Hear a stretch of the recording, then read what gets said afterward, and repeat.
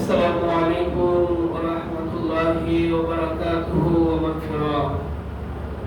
الحمد لله الحمد لله رب العالمين خالق السماوات والأرضين والصلاة والسلام على من كان نبيا وآدم بين الماء والتين أجمل الأجملين أكمل الأكملين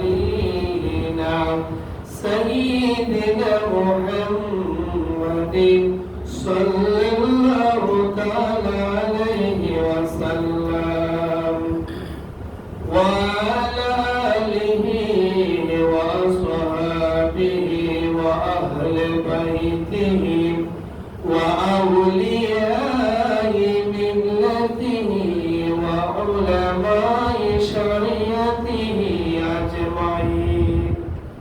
أما بعد فقد قال الله تعالى في كلامه المجيد وفي فرقانه الحميد.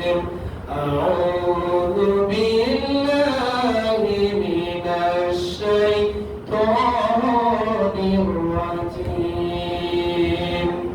بسم الله الرحمن الرحيم. شهر رمضان الذي أنزل فيه القرآن هدى للناس وبينة من الهدى والفرقان فمن شهد منكم الشهر فليصمه. صدق الله المولانا العظيم.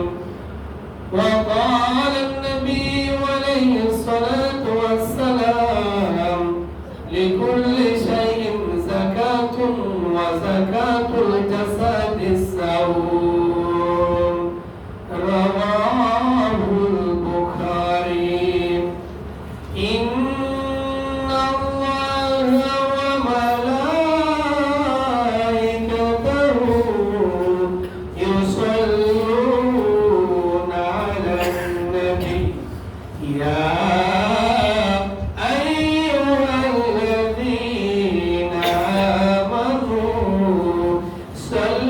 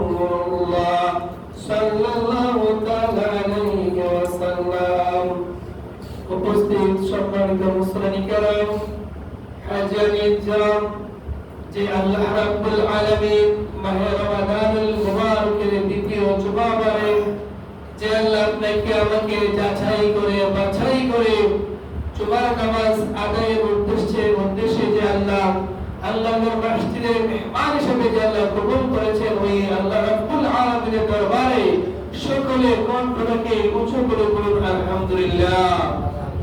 মাহে রমাদানুল মুবারকের অনেক ফজিলত এবং বরকত রয়েছে। অন্যান্য 12টি মাসের চেয়ে এই মাহে রমাদানুল মুবারক সবচেয়ে সম্মানিত একটা মাস। আমার নবীজি হাদিসে পাকের মধ্যে বলেছেন, ইন্না রাজাবা শাহরুল্লাহ, রজব ইজ দা মান্থ অফ আল্লাহ। রজব মাসটা হলো আমার আল্লাহর মাস। ওয়া শাবান শাহরি, শাবান ইজ মাই মান্থ। নবী বলেন যে শাবান মাসটা হলো আমি নবীর মাস। ওয়া রমাদান শাহরু উম্মতি, and Ramadan is the month of my ummah. আর রমজান মাসটা হলো আমার গুনাহগার উম্মতের মাস। বলেন সুবহানাল্লাহ। এই মাহে রমাদানুল মুবারক এত গুরুত্ব এবং ফজিলত আল্লাহ রাব্বুল আলামিন পৃথিবীর মধ্যে অসংখ্য অগণিত কিতাব এবং সহিফা দান করেছেন।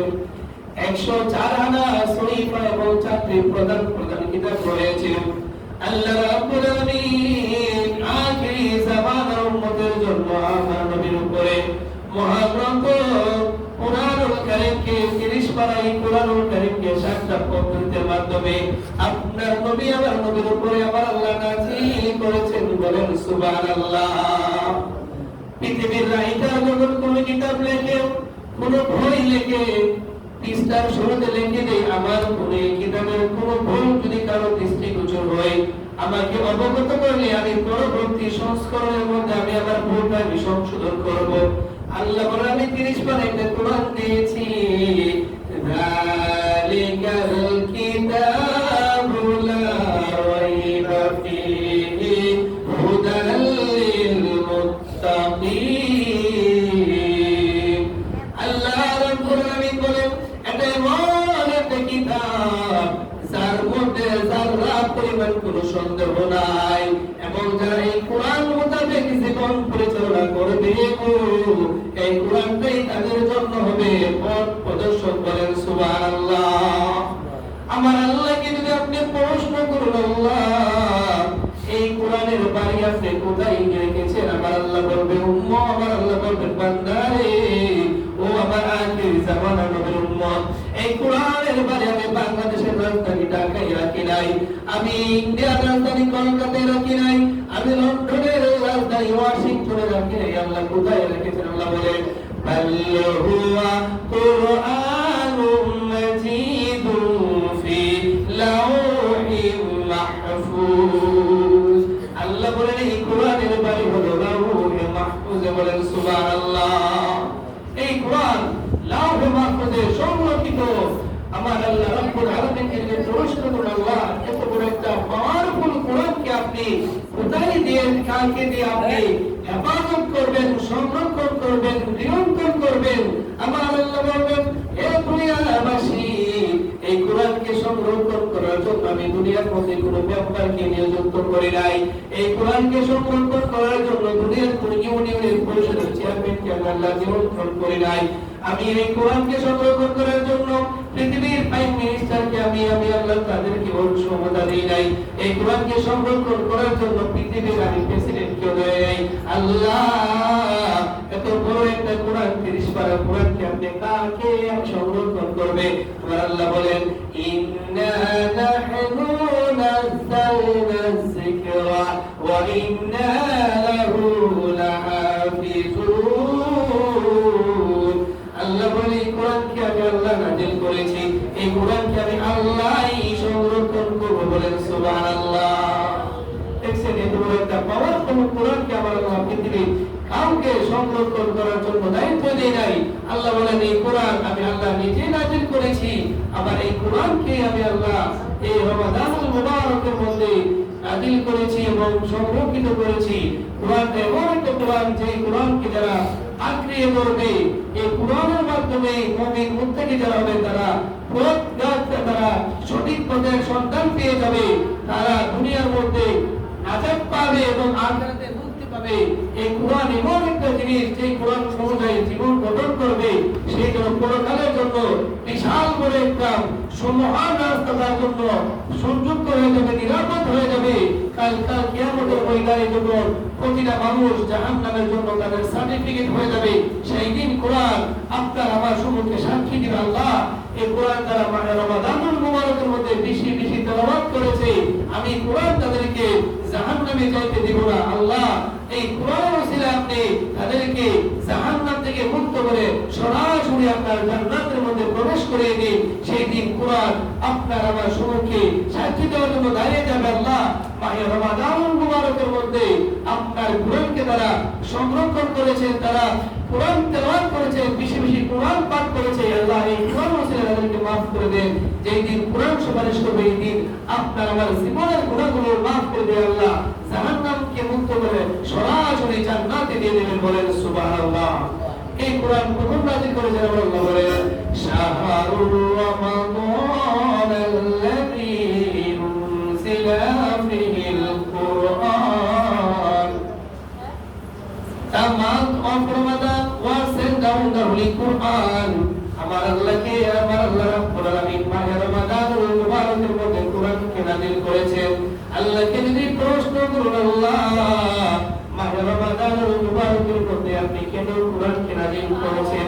আমার আল্লাহ উত্তরে বলেন, হুদাল লিন্নাস, the guidance for mankind। আমি আল্লাহ কোরআনকে নাযিল করেছি একমাত্র কারণ যেন মানুষেরা সঠিক পথের সন্ধান পেয়ে যায়। বলেন সুবহানাল্লাহ।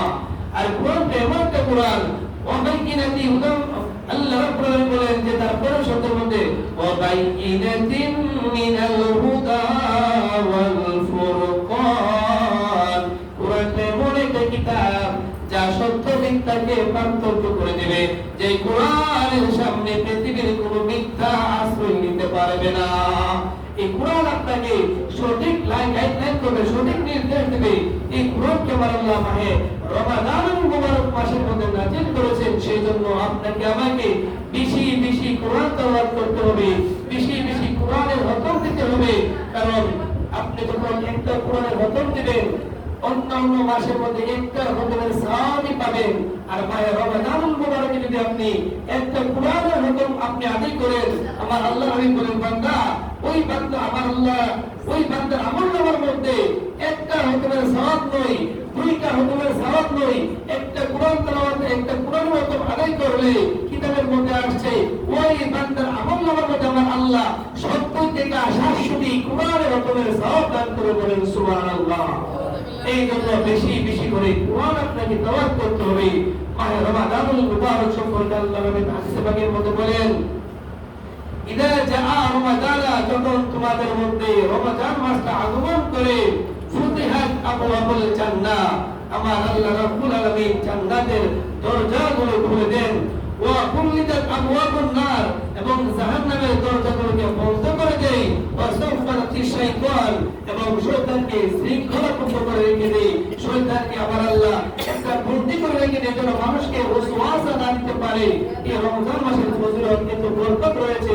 অন্য হাদিসে পাকের মধ্যে রাসূল আলাইহি বলেন, বুখারী শরীফের হাদিস, আমার নবীজি বলেন, আবু হুরায়রা রাদিয়াল্লাহু তাআলা থেকে বর্ণিত, তিনি বলেন, ক্বালা রাসূলুল্লাহ সাল্লাল্লাহু আলাইহি ওয়াসাল্লাম, রাসূল আরবি সাল্লাল্লাহু আলাইহি ওয়াসাল্লাম ইরশাদ করেন, মান সুমা রমাদান ঈমানান ওয়া ইহতিসাবান, যেই ব্যক্তি ঈমানের সাথে সওয়াবের নিয়তে মাহে রমাদানুল মুবারকের রোজাগুলো রাখবে, খরাজা মিন সানবিহি, আমার আল্লাহ তার গুনাহ থেকে তাকে এমন ভাবে বের করে নিয়ে আসবেন, কা ইয়াউমিন ওয়ালাদাতহু উম্মুহু, সে যেন তার মায়ের গর্ভ থেকে আজকেই ভূমিষ্ঠ হয়েছে। বলেন সুবহানাল্লাহ। এরপর থেকে কত ফজিলত আমার নবী বলেন, যেই ব্যক্তি মাহে রমাদানুল মুবারক মাসের মধ্যে ঈমানের নিয়তে সওয়াব পাওয়ার আশায় আমি আল্লাহর সন্তুষ্টি করার জন্য মাহে রমাদানের রোজাগুলো রাখবে, আমার আল্লাহ রাব্বুল আলামিন ওই বান্দাকে গুনাহ থেকে এমন ভাবে বের করে নিয়ে আসবেন যেন সে তার মায়ের গর্ভ থেকে আজকে ভূমিষ্ঠ হয়েছে। অর্থাৎ একটা নবজাত মাসুম বাচ্চার জীবন গুনাহ থাকে না। একটা রোজাদার ইমানদার সওয়াবের নিয়তে আল্লাহ সন্তুষ্টির জন্য রোজা রাখলে ওইভাবে তার আমলনামার মধ্যে কোনো গুনাহ থাকবে না। বলেন সুবহানাল্লাহ। এই রোজার এত বড় ফজিলত, এত বড় ইয়া আইয়ুহাল্লাযীনা আমানু কুতিবা আলাইকুমুস সিয়াম কামা কুতিবা আলাল্লাযীনা মিন ক্বাবলিকুম লাআল্লাকুম তাত্তাকুন।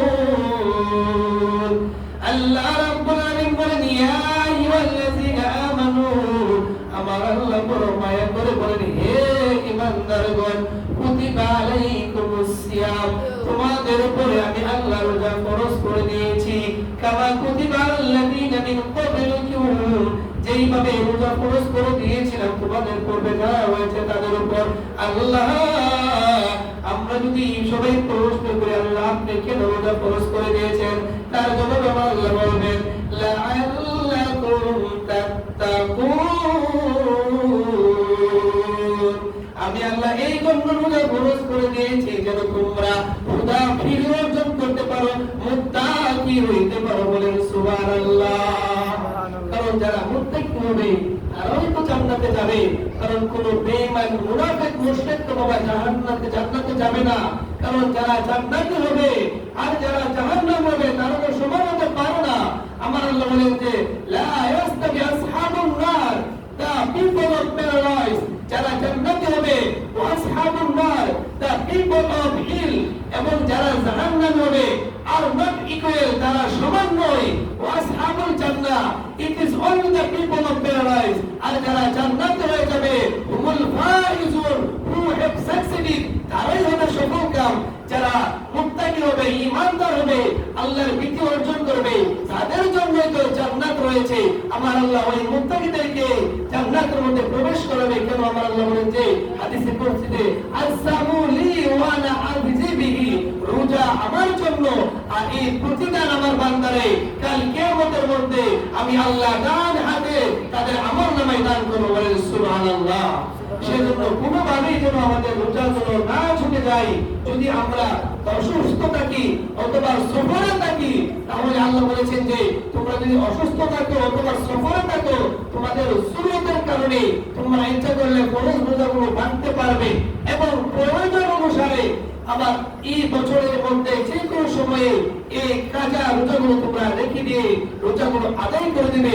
আমার আল্লাহ থেকে ইসলামটাকে কত সহজ করে দিয়েছেন, কত সুন্দর করে দিয়েছেন, কত সহজ করে দিয়েছেন যে বান্দা অসুস্থ আছো, কোনো অসুবিধা নাই, তোমার ফরজ গুলো তুমি আর তোমাকে বান্দার অনুমতি আমি আল্লাহ দিয়েছি, তুমি সবর করতে অনেক দূরে গিয়েছো, অসুবিধা নাই, তুমি রোজার ফরজ গুলো তুমি ভাঙতে পারবা। যখন আবার বাড়িতে আসবা, বছরের মধ্যে পুরো বছরের মধ্যে যেই সময় পাইবা, ওই সময়ের মধ্যে যেই মাসে পাইবা, সেই মাসের মধ্যে তোমার কাজা রোজাগুলোকে তুমি পুনরায় আদায় করে দিতে পারবা। বলেন সুবহানাল্লাহ। আল্লাহ কত সুন্দর ফ্যাসিলিটি দিয়েছে। একটা বিশেষ করে মাসালা হলো, যারা আমরা ইয়াং এবং যারা আমরা অনেকে আছে এখানে, অনেকে অনেক ধরনের মাসালা আমাদেরকে জিজ্ঞাসা করে। কিছুদিন পরে আমার একই মাসালা দুইটা ভাই বিদেশ থেকে ফোন দিয়ে জানতে চাইছে যে কোন কারণে তার রাত্রিবেলা তার নাইট প্রেশার হয়েছে, অর্থাৎ তার জন্য গোসল ফরজ হয়ে গিয়েছে, সময় আছে মাত্র তার হাতে 8 মিনিট কিংবা 10 মিনিট, এবং সে যদি গোসল করতে যায় আয়সা সে স্বাভাবিক সে গ্রহণ করতে পারবে না, কারণ 5 মিনিট 10 মিনিট সময় চলে যায় গোসলের মাধ্যমে। সেই গোসল ফরজ গোসল আদায় করলে সে আবার সেহরি কখন গ্রহণ করবে।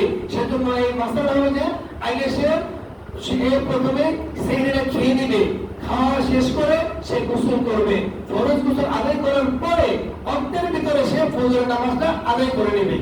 এটা একটা গুরুত্বপূর্ণ একটা মাসালা। বিভিন্ন সময় বিভিন্ন ভাইয়েরা জিজ্ঞেস করে, সেজন্য আল্লাহ আমাদের প্রত্যেককে মাহিয়া রমাদানুল মুবারকের জন্য আমরা যথাযথ কদর করে রোজা রেখে রাত্রে তারাবি পড়ে যেন আমরা এইভাবে সিয়াম সাধনার মাধ্যমে যেন আমরা এই রমজান মাসটাকে অতিবাহিত করতে পারি। সকলে বলুন আমিন। ও আখির দাওয়ানা আলহামদুলিল্লাহি রাব্বিল আলামিন। যারা পড়ে আসছেন 4 রাকাত নামাজ আদায় করে নেন।